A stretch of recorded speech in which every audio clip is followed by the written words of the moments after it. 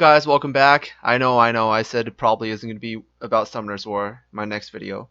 But someone was asking. Well, I think multiple people were asking. I just went through the comments, and multiple people were asking about Mihyang because I did do some crazy things on her. I fully devilmon my Mihyang before I did anything to Jasun. So that's pretty weird, but I believe that she was the unit I needed to for me to do R5 effectively, and she's actually working pretty well. So I'm gonna go through the runes of my all my units really quick. My Diaz is violent or revenge, double revenge guard, defense, HP defense. I think I skipped a rune.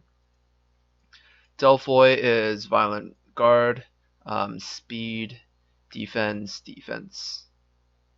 And Bethany actually changed one of her runes. This is actually a temporary rune. I put HP on her one of her slots because she does have very low base defense and HP. Her base HP isn't that bad, but her base defense is really low. So I kind of needed to push her HP up a little bit.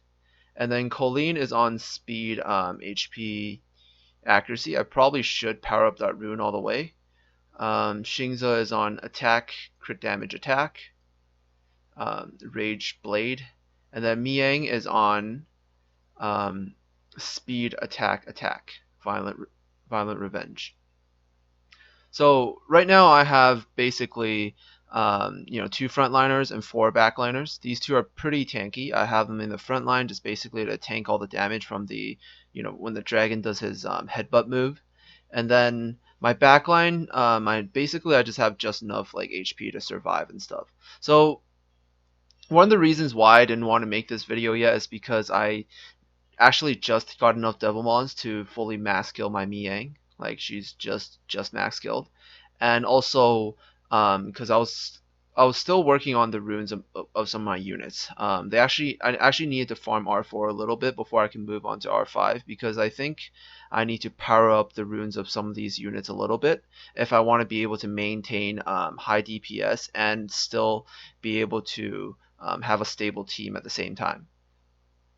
So as you can see, my Mihyang and Bethany are taking quite a lot of damage.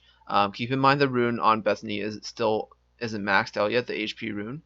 But I actually do need my Mihyang to be to have multiple stats. She needs to be tanky, like she needs to be somewhat tanky to survive, at the very least. She needs to be fast, she needs to have enough speed so she can cleanse my team. She needs to be on violent, and she needs high attack in order for her to heal well. But that's kind of one of the downsides of Mihyang. But the good thing about Mihyang is since she scales with attack, she's actually contributing to my damage, like to dealing damage as well. So she's serving as a DPS, a semi cleanser, and my main healer at the same time. She's the one that's keeping my team alive. I have Colleen and Delphoy for a bit of heals, but she's actually the one healing the most. Even with attack debuff, she's still healing quite a lot if she has the attack buff on. And when she has the attack buff on and no attack debuff, she's pretty much just healing my team, like everyone to full HP. Every time she uses her third skill. At the same time, she also increases the duration of the immunity and the attack buffs whenever she uses her third skill, and she also reduces one turn on all the bosses' negative effects like Oblivion and all that crazy stuff. So that's why I chose to use Mihyang, and that's why she's a really reliable healer for raids. Now, a lot of my runes aren't maxed out. Like I need to actually still need to improve a lot on my runes before I'm fully able to do this reliably 100% of the time. As you can see, sometimes the HP of my units are falling a bit low, and if something really bad happens at the last 25%, like for example, all three of us start missing the attack debuff, like he resists it or something like that. Just really crazy stuff. If that actually happens at the last 25%, then there's a very high chance that someone's gonna die from my team, and that's never good. It's never good to have anyone die. Although you could still clear it if if your team is stable enough, you might still be able to clear it with one person dying at the last 25%. but that's, it's risky and it's dangerous. Um, my team is more of a greedy team. Like I try to get high damage. I have all the debuffs, and I use like very minimal healing and tanking and stuff for my team. So um, I think the rune requirements for this team is actually quite high. It for certain units. The rune requirement for your frontliner obviously should be pretty high. You need to make sure if you're only using two people to tank the front line, they need to be really, really tanky.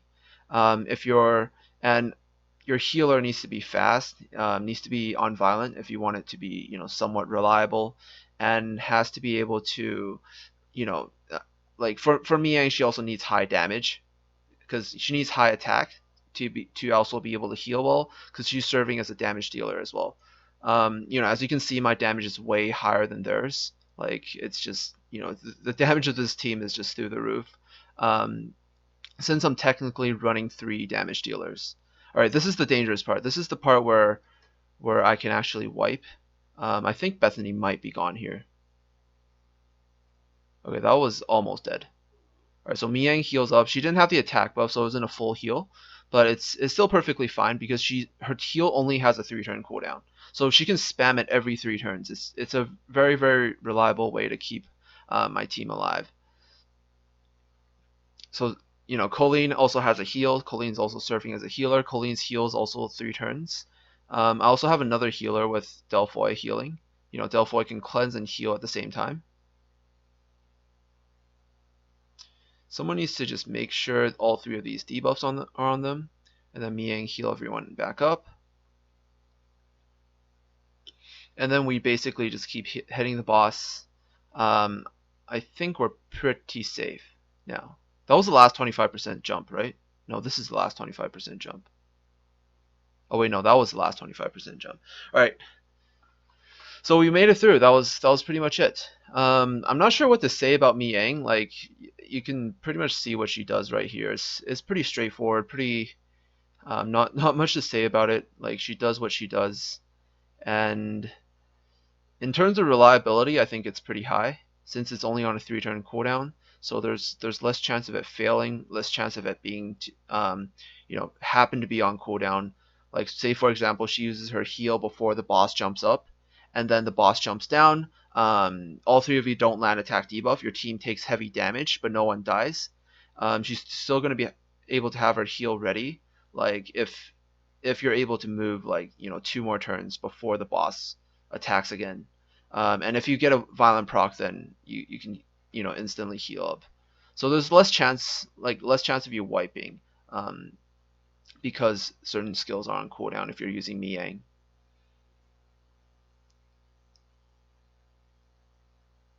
Yep, that's pretty much it, and that's pretty much all I have to really say about Mihyang and my raid team.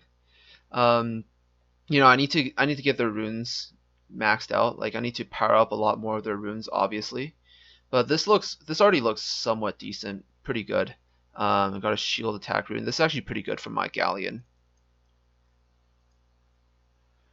Alright, so that's basically it.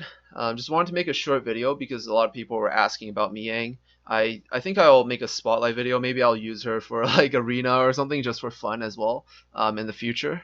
Just so you can see how much her, like in detail how much her skill heals, how hard she hits, and stuff like that, and the utility that she provides besides the healing. So I actually have a few scrolls. I finished TOA normal. I didn't do TOA hard yet this month. I really should. Probably gonna rush it after Hall of Heroes, but I don't have a lot of scrolls. I only have 1 Mystic Scroll, 1 Light Dark, and 1 Legendary. And I might as well summon them on video right now. So here we go. It's a Battle Mammoth. Which one first? Like, which one should I summon first? The Light Dark, the Legendary. I don't have a lot of 4 stars. I pretty much have all the 4 stars I need in the Legendary. But I think there's a higher chance of me getting something useful in the Legendary since I already got Prom. So there's not a lot of Light Dark monsters I need besides like Thrain maybe. But if I'm super lucky, maybe I'll get Lightning right now. And nope, it's another Dark Serpent. Well, they did just buff this guy, and but I already have one, so it's not exactly the most useful monster for me. Lisa, please. Ah, it's another Anubis. Wait, do I even have this guy? Do I even have him? I'm not sure I do. I don't think I have him. Sometimes I summon so many monsters that I have no idea what I have. Nope, he's actually a new monster, so I don't have him yet. Alright, that's basically it. I'll be back in the next video, and I'll um, I'll be doing something else. Something I'm uh I don't know. I still feel like I haven't explained everything very well in that video, but basically I'm not quitting Summoner's War. I'm kind of just chilling. Like I don't there's not that much to do in the game besides like the routine things, like do arena every time that you have wings, use your energy up, refresh, farm giants, farm dragons, do raids, do world boss every day, do 2 guild battles per day, and trials engine every month. So, besides doing all that, there's not that much to do. I'm probably just gonna chill until like live arena comes out. I'm pretty excited about that because it's gonna really turn this game into more of a competitive game, I think. And you never know. You might get Summoners War esport in the future. I don't know if you guys remember that, but I used to do Summoners War shoutcasting. Um, might become my new profession in the future. Just become a shoutcaster for Summoners War esports once it becomes a thing. So that's basically it. I'll see you guys in the next video, and peace out. 15 crystals.